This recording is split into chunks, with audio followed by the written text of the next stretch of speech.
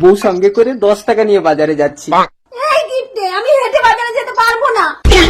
ও দাদা একটু বাজার পর্যন্ত লিফট দেবেন, আমার বউ হাঁটতে পারছে না। ঠিক আছে বসান। একটু চেপে বসে, জানো আমাকে বসতে দাও। আরে আপনি কোথায় উঠছেন? তা আমি যাব না? না, এটা একজনের বেশি হবে না। আরে আমার বউ নিয়ে চলে যাচ্ছে। এ ভাই, তোর গাড়িতে একজনের বেশি হয় না?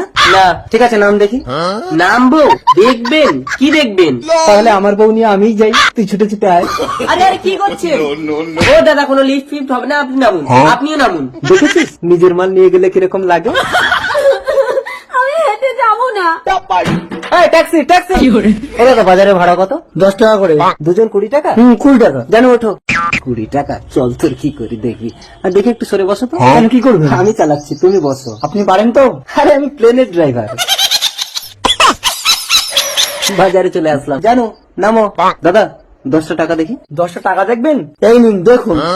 এই নাও 10 টাকা। কি হলো, নামো। ও দাদা, ভাড়াটা? এ ভাই, ওটা কি দিলাম? ও দাদা, এটা তো আমার টাকা। ও ইয়ার, এতক্ষণ যে টোটোয় বসে আসলে ওটা তোমার ভাড়া। তাহলে ইনার ভাড়াটা দিন। আরে বোকা, এটা কি দিলাম? তাহলে আপনার ভাড়া? আরে বোকা কন্ট্রাক্টর, তুই কি ড্রাইভারের কাছ থেকে ভাড়া নিবি? এই চলো।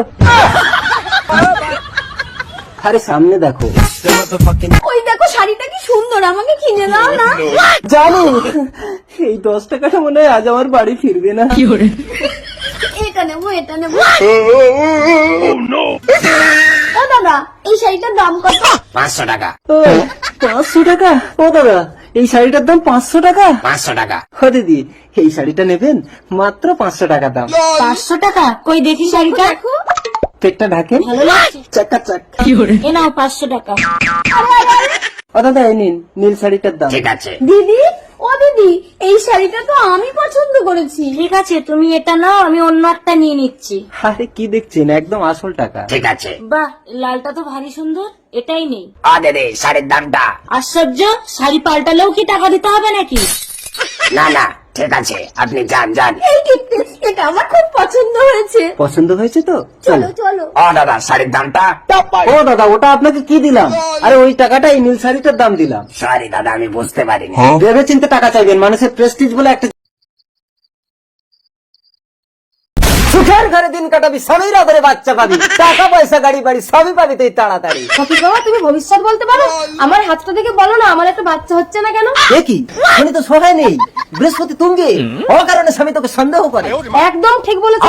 কপালে সব লেখা রয়েছে, আমি দেখতে পাচ্ছি। তুই মানুষের ভালো করতে চাস, কিন্তু উল্টে তুই বদনাম পাস। তোদের হাতে টাকা আছে, কিন্তু তোরা রাখতে পারিস না। তুমি অন্তর্জামী সফিক বাবা, চলো ঘরের ভেতরে চলো বাবা। তেল তেলানি তেলে কাটা। এই বল, তোর বাচ্চা কটা? একটাও নেই বাবা।